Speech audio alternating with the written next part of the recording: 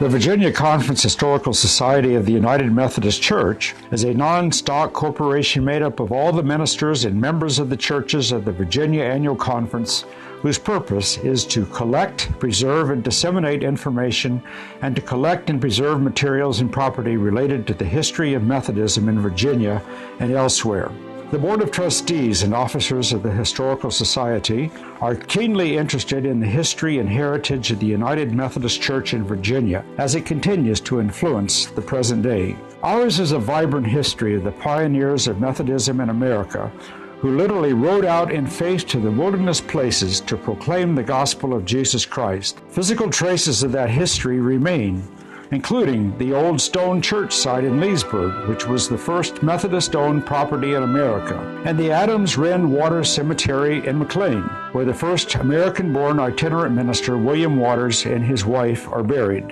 Visiting these weathered touchstones urges a deeper consideration of the pioneers of our faith, including those courageous circuit riders, some being immigrants to America and others native-born, following closely on the heels of the early settlers during and after Revolutionary times to minister and to establish churches. The so-called cradle of Methodism, known today as the Brunswick Circuit,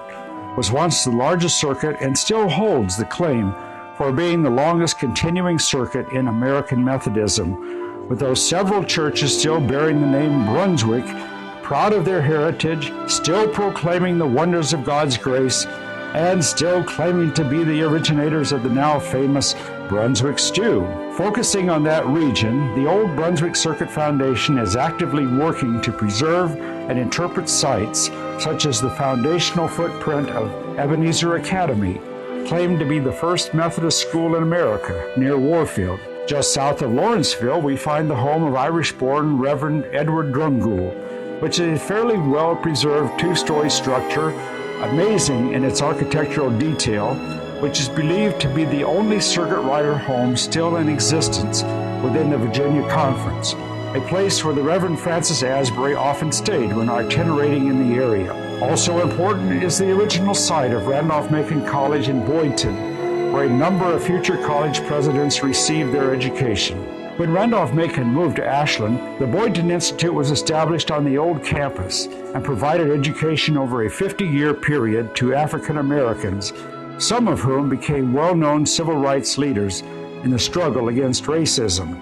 Even as the Conference Historical Society cares for these important properties, it also oversees the publication of Heritage, a semi-annual booklet that tells in every issue the intriguing stories of how God has inspired the people called Methodists to make disciples across the generations. Perhaps the greatest resource of the Society is the Conference Archives, located in the United Methodist Center in Glen Allen. We are blessed to have Stephanie Davis as a part-time archivist, supported in part by the Patty Russell Endowment, which was established in memory of Patty's many years as volunteer archivist to help fund this important position.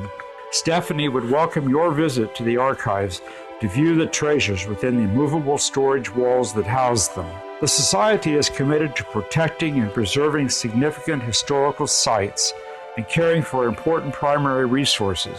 while making visits to these sites user-friendly through interpretive materials available at each location. We even plan conference-wide field trips to visit sites such as the recent sea journey to Tangier Island for a reenactment portraying Joshua Thomas parson to the islands during the first half of the 1800s. Time limits a fuller presentation of all that the Historical Society does to resource local churches,